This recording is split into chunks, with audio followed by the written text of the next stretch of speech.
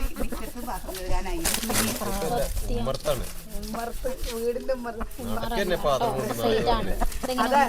അതുകൊണ്ടല്ല കേട്ടോ, നമ്മള് പാത്രം കഴിയുന്ന കൊട്ടത്തളല്ലേ, കൊട്ടത്തളത്തിന്റെ അവിടെ ഇത് കുറച്ച് പണി നടക്കുന്നുണ്ട്, അതുകൊണ്ട് ഇങ്ങോട്ട് വന്നതാ. എങ്ങനെയുണ്ട് സൂര്യ? എന്താ കേട്ടെ, പീഠത്തിലൊക്കെ റോട്ടിക്കെത്തൂല. അവള് യോഗ ഇത് വന്നിട്ട് ചെറി വിളിക്കണ്ട, ഞാൻ കഴുകിത്തരാം. ഇതിലൊരു തുള്ളി വെള്ളല്ല. കഴുകണോ? എന്നാലും സഹായിക്കണം. വേണ്ടേ? വേണ്ട, ഞാൻ പോട്ടെ.